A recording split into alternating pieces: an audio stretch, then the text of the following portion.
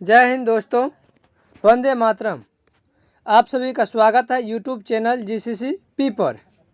आज हम लोग साइंस के महत्वपूर्ण प्रश्न देखेंगे जो कि सभी प्रकार के एग्जामों में यहाँ ये सभी प्रकार के एग्जामों के लिए यह प्रश्न महत्वपूर्ण है। खासकर आपके Bihar DLED entrance, B.Ed entrance, paramedical, ITI, polytechnic, इन सभी एग्जामों के लिए बेहद ही महत्वपूर्ण प्रश्न है। आज हम लोग साइंस का पहला सेट करेंगे। इससे पहले हम लोग social science, math, reasoning, Hindi सभी सेट को हम लोग कर चुके हैं। आज ये साइंस का सेट होगा पहला सेट, जो कि 40+ प्रश्न है। यहाँ से प्रश्न आपके एग्जाम में सीधे देखने को मिलेंगे। बेहद ही महत्वपूर्ण प्रश्न है। आप लोग लगे रहिए, शुरू से अंत तक देखिएगा, वीडियो को स्किप करके नहीं आगे बढ़ाइएगा। चलिए बिना देरी के हम लोग शुरू कर रहे हैं। आपका पहला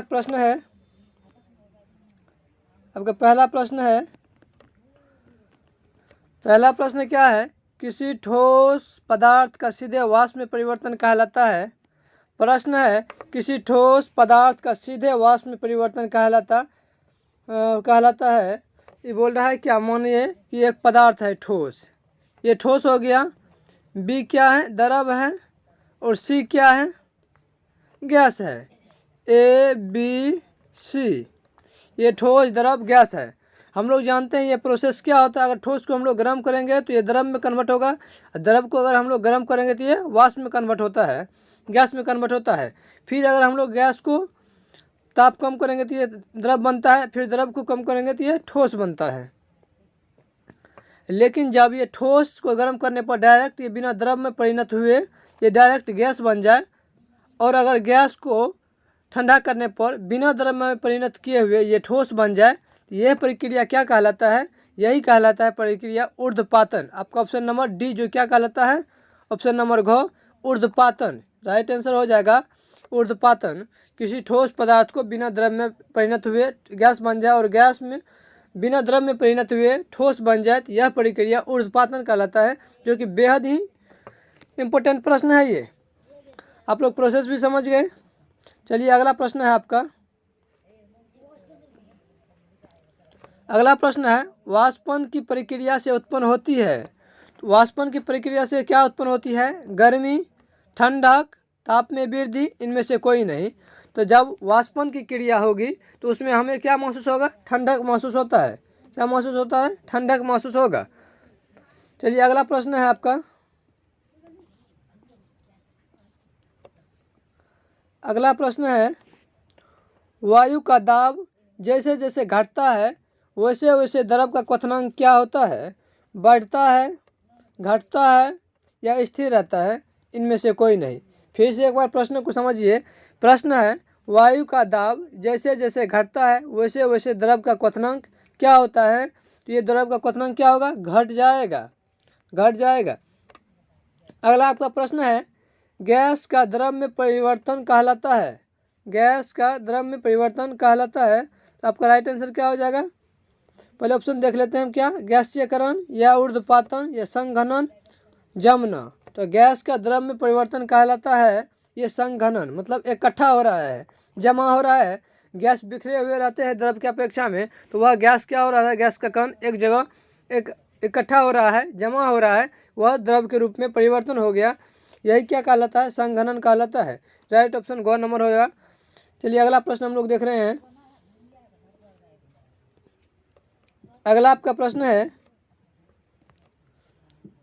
वह ताप जिस पर ठोस द्रव में परिवर्तित होता है कहलाता है। वह ताप जिस पर ठोस द्रव में परिवर्तित होता है कहलाता है। इनका क्या हो जाएगा राइट आंसर? द्रवनांक, क्वथनांक, क्रांति ताप, क्रांति बिंदु। इनका राइट आंसर हो जाएगा ठोस जो द्रव में परिवर्तन होता है क्या कहलाता है? द्रवनांक कहलाता है। द्रवनांक ऑप्शन नंबर को इनका राइट आंसर हो जाएगा। अगला प्रश्न है आपका, पदार्थ के कणों को एक साथ बांधकर रखने वाला बल कहलाता है।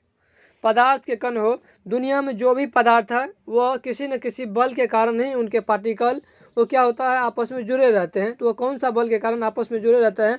अंतरा अणुक स्थान या बंधन या अंतरा अणुक बल या नाभिक के बल। तो वह कौन सा बल के कारण जुड़े रहते हैं आपस में? तो अंतराअणुक बल। अंतराअणुक बल को इंग्लिश में हम लोग बोलते हैं internal molecule force of attraction. Internal molecule force of attraction के कारण ही किसी पदार्थ जो है वह उनके कण आपस में चिपके हुए रहते हैं, एक दूसरे को आकर्षित किए हुए पकड़े हुए रहते हैं। ऑप्शन नंबर को देखिए, क्या अंतराअणुक स्थान। अंतराअणुक स्थान सभी प्रकार के पदार्थों में पाए जाते हैं, ठोस पदार्थ हो या द्रव हो, गैस हो, सभी पदार्थों में अंतराअणुक स्थान पाए जाते हैं। और हम लोग ठोस को भी बहुत मजबूती बल के साथ दबाएंगे तो वह भी दब जाता है। इसका कारण है कि उनके कणों के बीच में कुछ ना कुछ खाली स्थान है। अगर हम लोग द्रव को ही, अगर पानी हो या तेल हो, अगर उनको भी उसको ही हम लोग दाबेंगे, बूस्ट करेंगे तो वह क्या होगा? दब जाएगा। इसका मतलब उन पदार्थों के कणों के बीच क्या होगा? स्थान है, खाली है कुछ ना कुछ। उन्हीं स्थान खाली जो है तो उन्हीं खाली स्थान को हम लोग बोलते हैं अंतराअणुक स्थान, इंटरनल मोलिक्यूल स्पेस। अगर हम लोग गैस को भी दबाएंगे, किसी गुब्बारा में अगर गैस भर लेते हैं उनको भी दबाएंगे तो वह भी दब जाता है। इसका कहने का मतलब गैसों के कणों के बीच क्या है? पदार्थ, मतलब गैसों के कणों के बीच क्या है? खाली स्थान है। इन्हीं खाली स्थान का हम लोग नाम जो दिए हैं, क्या नाम है? अंतराअणुक स्थान। और यह जो सभी कण आपस में जुड़े रहते हैं तो इन्हीं बल, कौन बल के कारण जुड़े रहते हैं? अंतराअणुक बल, internal molecule force of attraction. अब देखिए, अगर इस अंतराअणुक बल की ही बात हो तो एक बात और समझ ले, सबसे ज़्यादा किन पदार्थों में internal molecule force of attraction रहेगा? तो सबसे ज़्यादा मजबूती के साथ ठोस पदार्थों में बल रहता है ये। उनके बाद किस में रहेगा? तो उनके बाद द्रव में रहेगा, उनके बाद फिर गैस में रहेगा। तो सबसे ज़्यादा पूछे तो किस में होगा? तो ठोस में ये बल, अंतराअणुक बल। और सबसे कमज़ोर बल तो गैस में रहता है। चलिए अगला प्रश्न हम लोग देख रहे हैं। अगला प्रश्न है, वह प्रक्रिया जिसमें इत्र की गंध वायु में चारों ओर फैल जाती है कहलाती है। वह प्रक्रिया जिसमें इत्र की गंध वायु में चारों ओर फैल जाती है कहलाती है वाष्पन, विसरण, संघनन, द्रवण। क्या? वाष्पन, विसरण, संघनन, द्रवण। तो आपका 7 का राइट आंसर हो जाएगा विसरण। विसरण क्या है? वह प्रक्रिया जिसमें इत्र की गंध वायु में चारों ओर फैल जाती है। विसरण क्या होता है? एक जगह से भिन्न भिन्न दिशाओं में, चारों दिशाओं में फैल जाना, यही प्रक्रिया क्या कहलाता है? तो विसरण कहलाता है। हम लोग इत्र एक जगह छींटते हैं, वो अपने क्या होता है? कण को क्या प्रत्येक जगह वह बिखर जाता है, फैल जाता है। वही क्या गुण क्या कहलाता है? वही प्रक्रिया क्या कहलाता है? यही जो है बिखरना, हर जगह फैल जाना, यही विसरण कहलाता है। यही इसीलिए प्रश्न है कि इत्र की गंध वायु में चारों ओर फैल जाना कौन सा प्रक्रिया है? तो विसरण का ही प्रक्रिया है। जब जमा हो जाए तो वह जमा होना क्या कहलाता है? यही संघनन कहलाता है। जब गैसों का कण एक जगह जमा हो जाए तो वही क्या कहलाता है? संघनन कहलाता है। जब यही संघनन एक बिखर जाए एक जगह से भिन्न भिन्न जगह तो वही कहलाता है विसरण। इनका राइट आंसर क्या हो जाएगा? ख नंबर, विसरण। चलिए अगला प्रश्न हम लोग देख रहे हैं 8 नंबर। 8 नंबर प्रश्न है,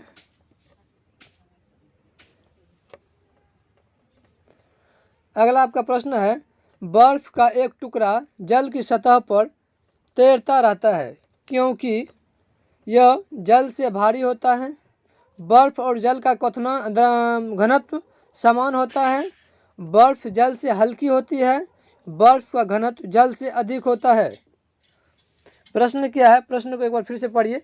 बर्फ का एक टुकड़ा जल की सतह पर तैरते रहता है क्योंकि, प्रश्न है बर्फ का जो है टुकड़ा जल पे क्यों तैरता है? तो यही इसी कारण का तैरता है कि जब बर्फ जो है जल से हल्की होती है, जो हल्का रहेगा वो पदार्थ तैरता है। तो वह क्या है? जल से हल्का है बर्फ, इसीलिए बर्फ क्या है? जल की सतहों पे तैरते रहता है बर्फ का टुकड़ा। इनका राइट आंसर हो जाएगा ग नंबर। अगला प्रश्न है 100 नंबर। अगला आपका प्रश्न है, 100 डिग्री सेल्सियस ताप का केल्विन में मान होता है। 100 डिग्री सेल्सियस ताप का केल्विन में मान होता है। हम लोग जानते हैं 1 केल्विन बराबर कितना होता है? 1 के इक्वल टू होता है 273 डिग्री पॉइंट 15। क्या होता है? 1 kelvin equal to 273 degree point 15। यही बोल रहे हैं 100 डिग्री सेल्सियस, और इनको हम लोग जोड़ देते हैं, इन क्या हो जाएगा? अगर इसमें 100 हम लोग जोड़ते हैं, ये हो जाएगा 373.15। ये क्या हो जाएगा? 373.15। इनका राइट आंसर क्या हो जाएगा? ख नंबर, 373.15। अगला प्रश्न है आपका, अगला प्रश्न है, किसी पदार्थ का केल्विन में ताप 673.15 है, सेल्सियस या सेंटीग्रेड में इस ताप का मान होगा।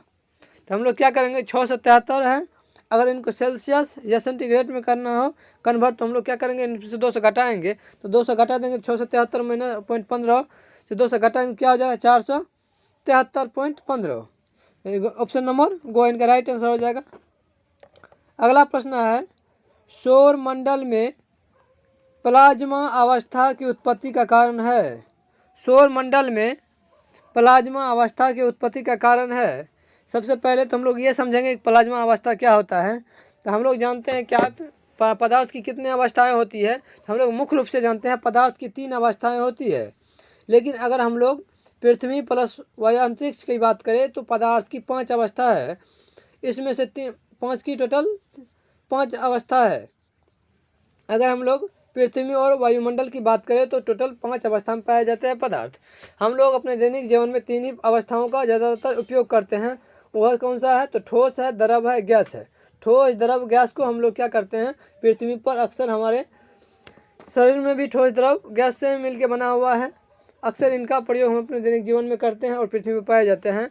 ये जो है आपका एक प्लाज्मा अवस्था, एक होता है इंडेंसेट, वह 5वां अवस्था है। इन दोनों अवस्थाओं का, प्लाज्मा और इंडेंसेट का, ये हमें अंतरिक्ष में अक्सर इनका प्रयोग या उपयोग हमको देखने को मिलता है, या हम लोग करते भी हैं ऊपर में। तो देखिए इनका राइट आंसर क्या हो जाएगा, सौरमंडल में प्लाज्मा अवस्था की उत्पत्ति का कारण क्या है, निम्न ताप, उच्च दाब या उच्च ताप, इनमें से कोई नहीं। इनका राइट आंसर क्या हो जाएगा, इनका राइट आंसर हो जाएगा, इनका राइट आंसर हो जाएगा आपका उच्च ताप। उच्च ताप, सौरमंडल में प्लाज्मा अवस्था की उत्पत्ति का कारण क्या है, तो उच्च ताप है। यहाँ पे देखिए प्रश्न में भी दे दिया है सौरमंडल, मतलब ऊपर में ही इस अवस्थाओं का अधिकतर उपयोग होता है। चलिए अगला प्रश्न हम लोग देख रहे हैं। अगला प्रश्न है, गर्म करने पर गैस का आयतन क्या होता है। गर्म करने पर गैस का आयतन क्या होगा, बढ़ जाता है, घट जाता है, और परिवर्तित रहता है, या इनमें से कोई नहीं। तो इनका राइट आंसर क्या हो जाएगा, इनका राइट आंसर क्या हो जाएगा, तो बढ़ जाता है। हम लोग गर्म करने पर गैस का आयतन क्या होता है, तो बढ़ जाता है। हम लोग इसे गर्म करेंगे तो ये क्या होगा, फैलेगा, फैलेगा तो क्या हो जाएगा, इनका आयतन बढ़ेगा। वही जब ठंडा करेंगे तो इनका आयतन क्या हो जाएगा, घट जाएगा। चलिए अगला प्रश्न हम लोग देख रहे हैं, आर्द्र वायु में गीले कपड़े सूखते हैं। आर्द्र वायु में गीले कपड़े सूखते हैं। आर्द्र वायु कहने का मतलब हुआ कि सर्दी के दिनों में कपड़ा, या बरसात के दिनों में जो होते हैं वो कपड़े कितना लेट से सूखते हैं या जल्दी सूखते हैं। तो क्या है देखिए, विलम्ब से सूखते हैं। विलम्ब से कहने का मतलब हुआ कि लेट से सूखते हैं, या जल्द सूख जाते हैं, या उष्ण के कारण, या ठंडा के कारण। तो ये किन के कारण सूखते हैं, तो विलम्ब से, मतलब लेट से सूखते हैं। ऑप्शन नंबर को इनका राइट आंसर हो जाएगा। अगला प्रश्न है,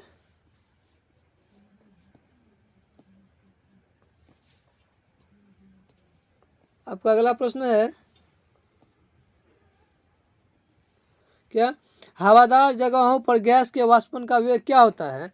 हवादार जगहों पर द्रव के वाष्पन का वेग क्या होता है, घट जाता है, बढ़ जाता है, और परिवर्तित रहता है, इनमें से कोई नहीं। तो हवादार जगहों पर द्रव के वाष्पन का वेग क्या होगा, बढ़ जाएगा। ये स्वतः बात है, जब उनका हवादार जगह पर द्रव के वाष्पन बढ़ जाएगा। चलिए अगला प्रश्न है,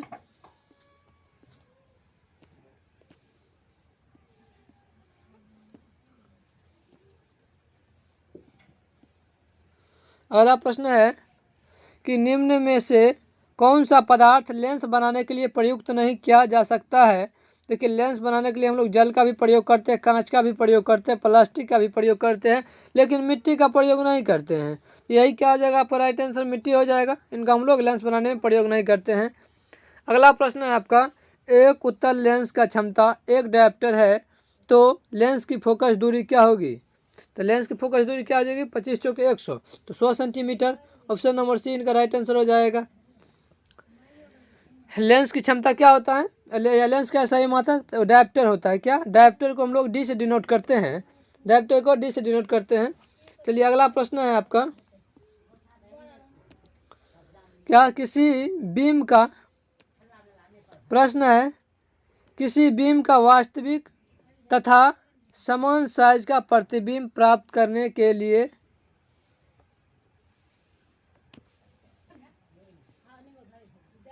अगर प्रश्न है किसी बीम का वास्तविक तथा समान साइज का प्रतिबिंब प्राप्त करने के लिए बीम का उत्तल लेंस के सामने कहाँ रखा जाना चाहिए। तो चलिए देखिए हम लोग को कहाँ रखना चाहिए। लेंस के मुख्य फोकस दूरी पर, फोकस दूरी की दोगुनी दूरी पर, अनंत पर, या लेंस के प्रकाशिक केंद्र तथा मुख्य फोकस के बीच। इनका राइट आंसर क्या हो जाएगा, फोकस दूरी के दोगुनी दूरी पर। फोकस दूरी की दोगुनी दूरी पर हम लोग उत्तल लेंस में वस्तु को रखेंगे तो उसका प्रतिबिंब कैसा बनेगा, वास्तविक बनेगा और समान साइज का भी बनेगा। यही आपका राइट आंसर क्या हो जाएगा, बी, कि लेंस को दूरी की दोगुनी दूरी पर रखना होगा। चलिए अगला प्रश्न हम लोग देख रहे हैं, फोकस दूरी की दोगुनी दूरी पर रखना होगा वस्तुओं को। चलिए अगला प्रश्न है आपका, प्रश्न है किसी गोलीय दर्पण तथा किसी पतले गोलीय लेंस दोनों की फोकस दूरी -15 सेंटीमीटर है तो दर्पण तथा लेंस संभवतः है दोनों कैसा है, अवतल होगा। कैसा होगा, तो अवतल ही होगा, क्योंकि -15 सेंटीमीटर की बात कर रहा है। वह बोल रहा है दर्पण और लेंस कैसा होगा, तो हम लोग जानते हैं किस में होता है, तो वह अवतल में ही होता है, माइनस में। तो क्या हो जाएगा, दोनों अवतल लेंस है। चलिए अगला प्रश्न है, प्रकाश के अपवर्तन के कितने नियम है। प्रकाश के अपवर्तन के कितने नियम है, तो प्रकाश के अपवर्तन के 2 नियम है। अगला है प्रश्न, प्रकाश के परावर्तन के कितने नियम है, तो प्रकाश के परावर्तन के भी 2 ही नियम है। चलिए एक बार हम लोग समझ लेते हैं कि प्रकाश के परावर्तन के 2 नियम कौन कौन नियम है। चलिए एक बार हम लोग समझ लेते हैं इनको। ये क्या है, आपके प्रकाश की परावर्तक सतह है। इससे जब प्रकाश की किरण आती है तो क्या होती है, लौट जाती है इससे टकरा कर, यह पुनः अपने ही पथ पे लौट जाती है या परावर्तित होकर लौटती है, एक दिशा से आती है दूसरी दिशा की ओर चले जाती है। ये क्या है, आपतित किरण है, आने वाली किरण है, ये इस बिंदु से फिर जा रही है लौट के। तो अगर ये जो आ रही है इन किरण का नाम हम लोग बोल देते हैं आपतित किरण, ये जो जा रही है किरण इनको बोल देते हैं परावर्तित किरण। इनके बीच में जो एक प्रकाश आ रहा है ये उसी बिंदु पर, इनको बोल देते हैं अभिलंब। अभिलंब कहने का मतलब हुआ यानी जो किरण या जो रेखा एक दूसरे पर 90 डिग्री के रूप में हो, एक रेखा दूसरे रेखा पर 90 डिग्री, तो उनको बोलते हैं हम लोग अभिलंब। तो लंब बोले या अभिलंब, तो ये कैसा हो गया, तो ये अभिलंब हो गया, ये आपतित किरण हो गया, ये परावर्तित किरण हो गया। और ये क्या है, तो ये प्रकाश के परावर्तक सतह है। हम लोग देख रहे हैं आपतित किरण, परावर्तित किरण एवं अभिलंब तीनों एक ही बिंदु पर है। ये एक ही बिंदु पर, अगर एक ही बिंदु पर है, यही प्रकाश का पहला नियम है। प्रकाश के परावर्तन का पहला नियम है कि जब आपतित किरण, अभिलंब और परावर्तित किरण तीनों एक ही बिंदु में है तो यही प्रकाश के परावर्तन का पहला नियम कहलाता है।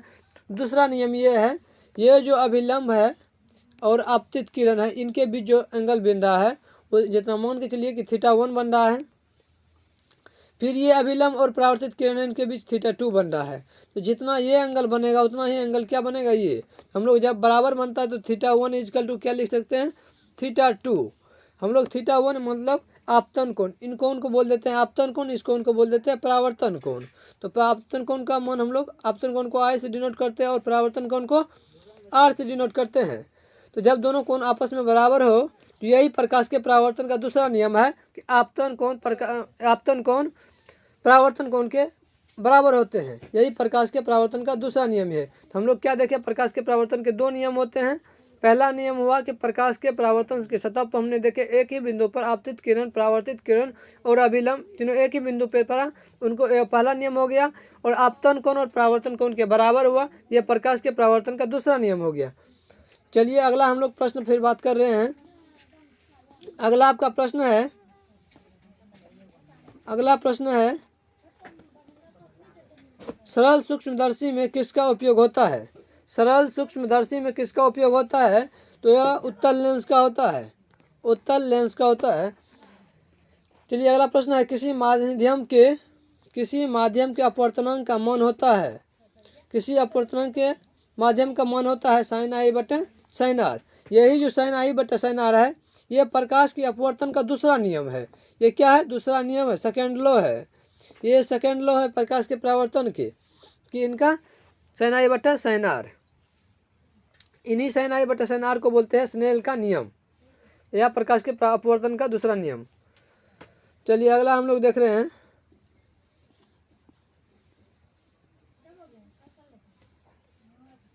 फोन कर देगा। चलिए अगला प्रश्न है आपका। एक उत्तल लेंस होता है, सभी जगह समान मोटाई का, बीच की अपेक्षा किनारों पर मोटाई का, किनारों की अपेक्षा बीच में मोटाई, इनमें से कोई नहीं। इनका राइट आंसर क्या हो जाएगा? किनारों की अपेक्षा बीच में मोटाई।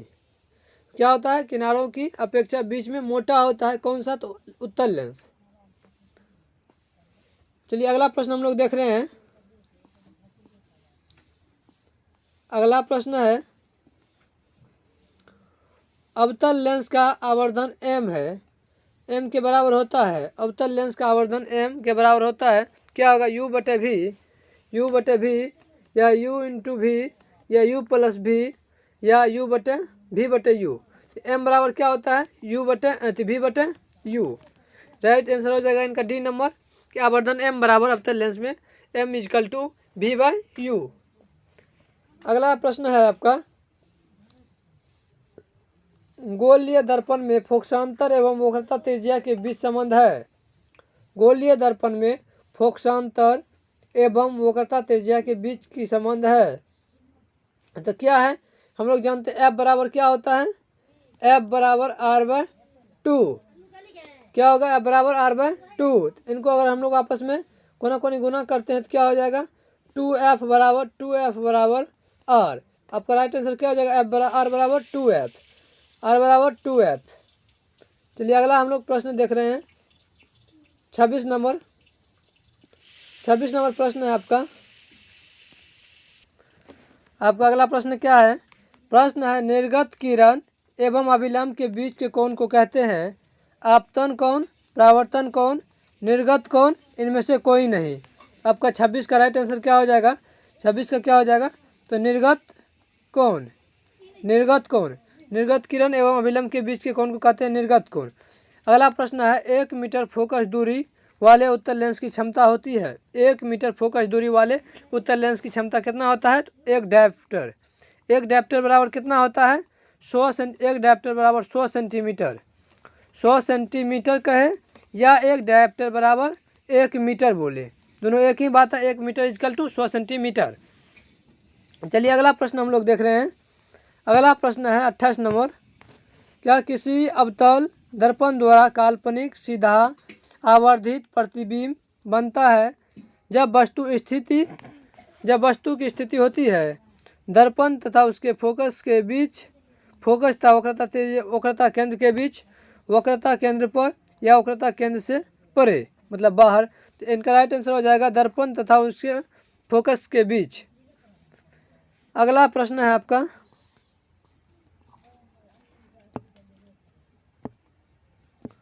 अगला प्रश्न है, किसी दर्पण द्वारा प्रतिबिंब सीधा एवं छोटा होता है। किसी दर्पण द्वारा प्रतिबिंब सीधा एवं छोटा होता है तो क्या होता है? किसमें? तो उत्तल दर्पण में।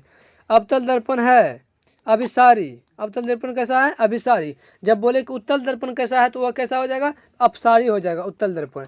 अवतल की बात हो तो अभिसारी। अगला प्रश्न है आपका,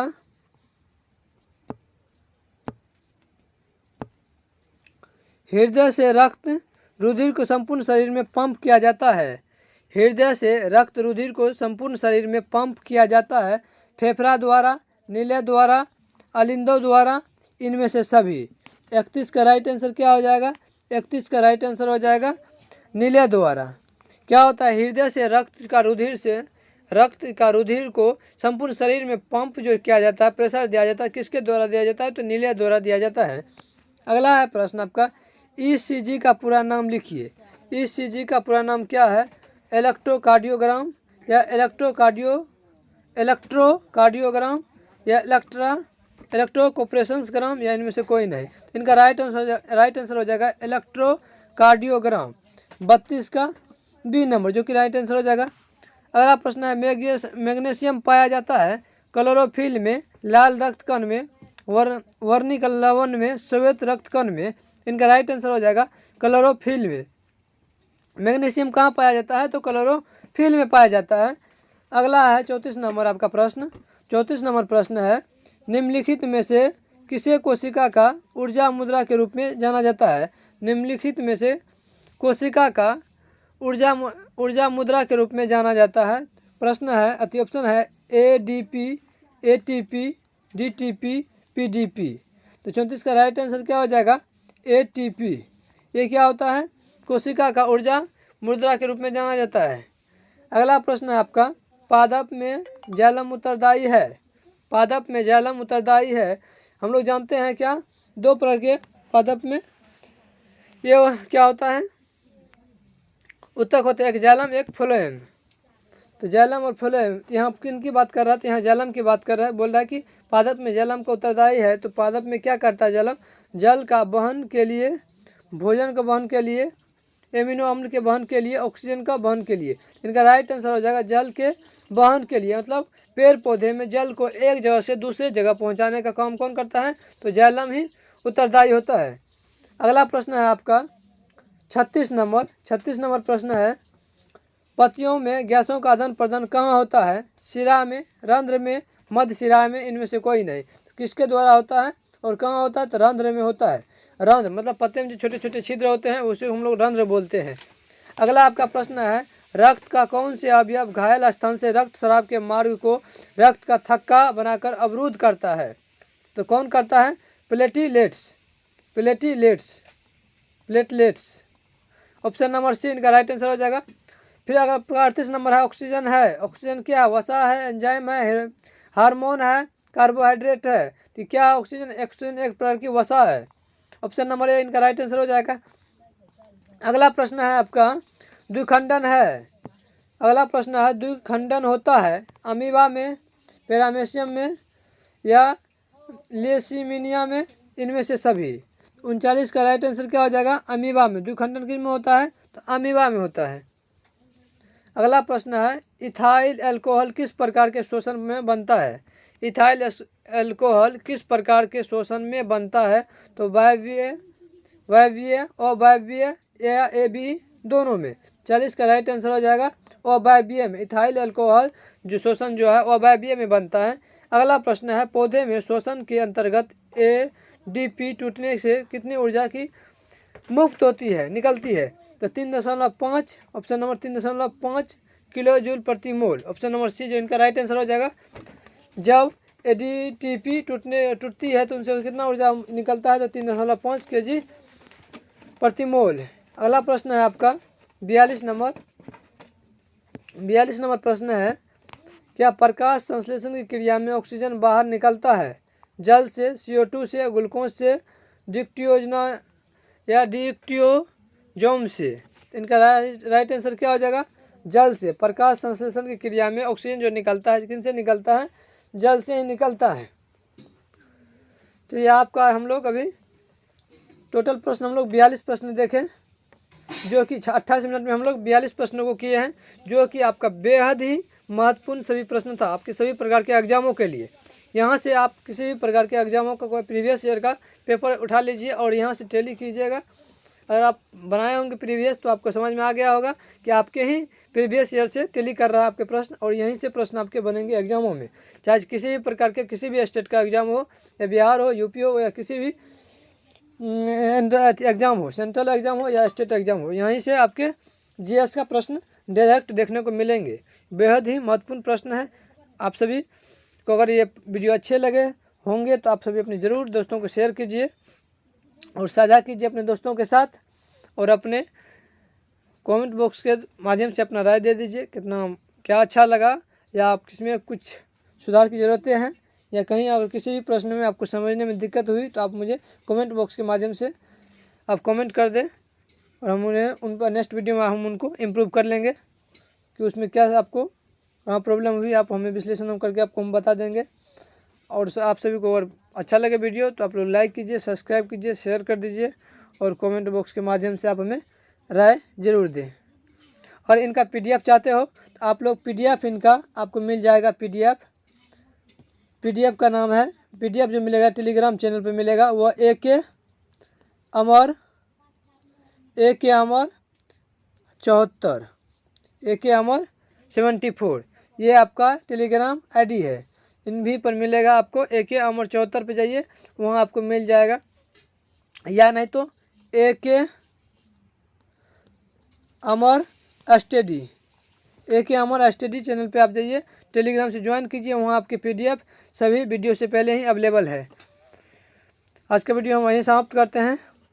आप सभी को वीडियो देखने के लिए धन्यवाद।